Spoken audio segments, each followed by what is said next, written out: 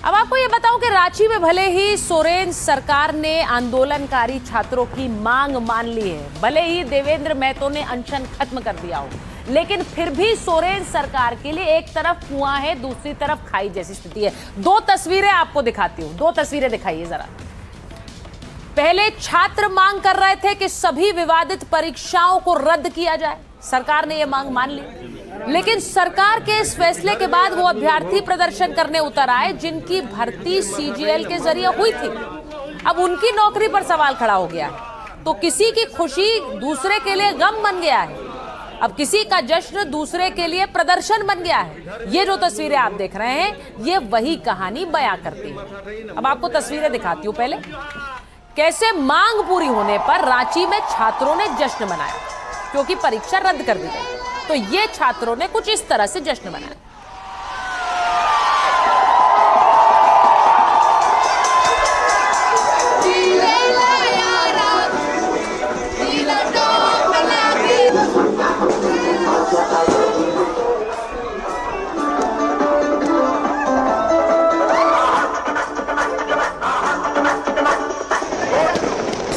अब आपको एक और तस्वीर दिखाती हूं।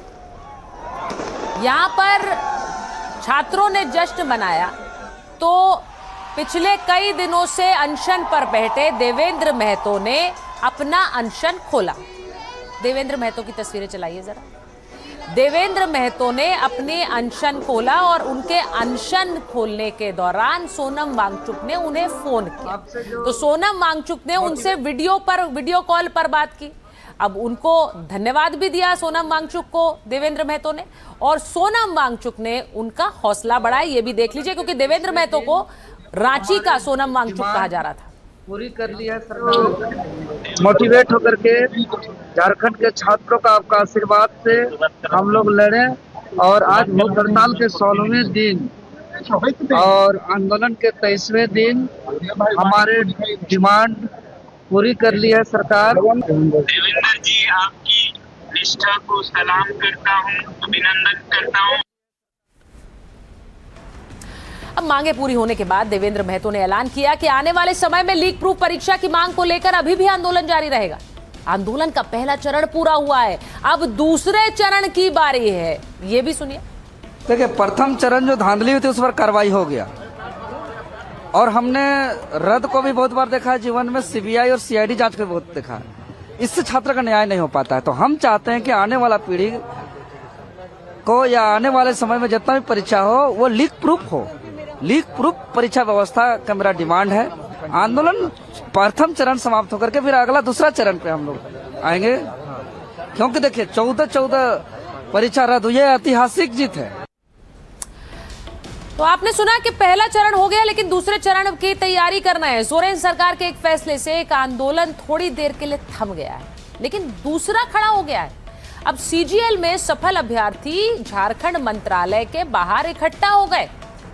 कहा कि हर तरह की जांच के लिए तैयार हैं, लेकिन नौकरी नहीं ली जानी चाहिए। अब ये इसलिए कह रहे हैं क्योंकि जब परीक्षा रद्द हुई तो उस परीक्षा को जिन्होंने क्लियर कर लिया उनके भविष्य पर बात आ गई, तो अब आंदोलन के लिए वो खड़े हो गए। सरकार के फैसले से एक प्रदर्शन खत्म हुआ है, दूसरा शुरू हो गया है। सोरेन सरकार का छात्रों की सभी मांगे मानने का ऐलान हुआ तो विवादित परीक्षाओं को रद्द करने का बड़ा फैसला हुआ। टीडीपीएल की ओर से कराई गई सभी परीक्षाएं रद्द कर दी गई। मुख्यमंत्री हेमंत सोरेन ने खुद इस फैसले का ऐलान किया। विवादित जो जेएसएससी सीजीएल परीक्षा थी उसको भी सरकार ने रद्द कर दिया। अब आपने देखा महतो ने अनशन तोड़ा और धरना दे रहे छात्रों ने जश्न मनाया, लेकिन दूसरी तरफ इस फैसले के विरोध में उतरे सीजीएल अभ्यर्थी प्रोजेक्ट भवन के बाहर जुटे और पहले से कार्यरत सीजीएल अभ्यर्थी आंदोलन के दबाव में जेएसएससी सीजीएल रद्द करने का आरोप लगा रहे हैं। अभ्यर्थियों ने सीएम से सवाल किया कि उनकी गलती क्या है, उन्होंने तो परीक्षा पास की थी। अभ्यर्थियों ने कहा कि नियुक्ति अदालत के आदेश पर हुई थी, तो सरकार के फैसले से एक रात में उनकी नौकरी छीन ली गई।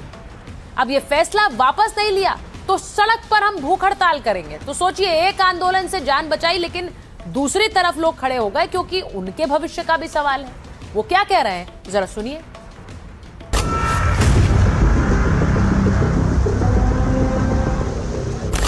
फैमिली वाले को फेस नहीं कर पा रहे हैं, घर हम नहीं गए हैं, क्योंकि सीरियल में जॉब हुआ उसके चलते हम सेंट्रल जॉब छोड़ दिए। घर वाले का क्या फेस दिखाएंगे हम। बहुत खराब हो रहा है और बहुत खराब डिसीजन है सरकार का। ये जांच का विषय है ना, सरकार चाहे जिस स्तर से चाहे जांच कर सकती है। हम लोग हर स्तर पे उनको समर्थन करने के लिए रेडी हैं। अगर कहीं से भी किसी भी एंगल से अगर हम लोग उसमें इन्वॉल्व मिलते हैं तो हमको बिना कुछ बताए जो करना है, फांसी देना चाहे तो फांसी दे दे, कोई दिक्कत नहीं। बीएसएनएल में मैं था 8 साल, केरला में रहा था। कब आए आप यहाँ? ये जनवरी में ज्वाइन किया मैं जी। अब आपके पास वापस जाने का विकल्प है? मेरे पास कोई वापस जाने को कोई विकल्प नहीं है। हम लोग के पैरों तले जमीन खिसक गया। हमारे सारे घर वाले, सारे रिश्तेदार सब फोन कर रहे हैं कि अचानक से क्या डिसीजन हो गया। ऐसा तो कोई आशंका नहीं था हम लोगों के बीच में। ये तो एक समझिए से भीड़ से प्रभावित होकर डिसीजन लिया गया है। कुछ लोग आके बोल दिए और उससे प्रभावित होकर आप त्वरित कोई डिसीजन ले। तो भीड़ तंत्र लोकतंत्र पे हावी हो जाएगा तो भारत में कोई तो परीक्षा ही नहीं अच्छी से संचालित हो पाएंगी। कुछ लोग गलत थे तो उनको निकाला जाता। पूरी प्रक्रिया को रद्द करने का क्या मतलब था? लोग यहाँ जॉब कर रहे हैं जैसे में, अगर जांच करना बढ़िया जांच कीजिए, जो है गलत उसको निकालिए। अब आप उस नौकरी में नहीं जा सकते? नहीं, आप देखते हैं उपाय लगा रहे हैं क्या होता है, लेकिन अभी हम लोग का कोर्ट में लड़ेंगे क्या होता है। तो जिन लोगों ने परीक्षा पास कर ली, उनकी नियुक्तियां हुई, उनका कसूर क्या है? वो सही कह रहे हैं, लेकिन अब क्योंकि परीक्षा रद्द कर दी गई है तो गाज इन पर गिर रही है। ऐसे में अब सोरेन सरकार को दोनों ही पक्षों को देखना पड़ेगा और शायद लड़ाई लंबी होगी। माइक ऑन कर रही हूं आज की एक और बड़ी खबर पर। अमेरिकी राष्ट्रपति डोनाल्ड ट्रंप ने कैसे भारत की चुनावी व्यवस्था की तारीफ की है। अमेरिका में तारीफ हो रही है, भारत में तकरार हो रही है। अब आपको पूरी खबर बताती हूं। अमेरिकी राष्ट्रपति डोनाल्ड ट्रंप ने भारत की चुनाव व्यवस्था का हवाला देते हुए सेव अमेरिका एक्ट को पास कराने की अपील की। उन्होंने एक पोस्ट किया है सोशल मीडिया पर, जिसमें उन्होंने ज्ञानेश कुमार का जिक्र किया और इस पोस्ट से एक नया सियासी विवाद खड़ा हो गया। अब मैं आपको डोनाल्ड ट्रंप की वही पोस्ट दिखा रही हूं जिसमें उन्होंने भारत के सीईसी का जिक्र किया, चीफ इलेक्शन कमिश्नर का जिक्र किया, और क्या लिखा जरा वो आपको बता देते हैं। डोनाल्ड ट्रंप ने भारत के चुनावी सिस्टम की तारीफ की। Social media platform truth social पर ट्रंप का एक पोस्ट आया जिसमें उन्होंने लिखा कि भारत के सीईसी ज्ञानेश कुमार ने हमारे प्रशासन से पूछा, मतलब ज्ञानेश कुमार ने सवाल किया कि बिना वैध फोटो आईडी के अमेरिका में चुनाव कैसे हो सकते हैं। भारत के पिछले चुनाव में तकरीबन 64 करोड़ वोटर थे। 1% से भी कम लोगों ने डाक से वोट दिया और हर वोटर के पास वैलिड फोटो पहचान पत्र था। और यह बहुत जरूरी है भारत में अगर आप वोट डालते हैं। यह डोनाल्ड ट्रंप ने अपने पोस्ट में लिखा कि देखिए भारत में इतने लोग वोट डाल रहे थे और उनके पास वैलिड फोटो आईडी था। तो डोनाल्ड ट्रंप ने कहा कि अमेरिका में हमें भी द सेव अमेरिका एक्ट पास करने की जरूरत है।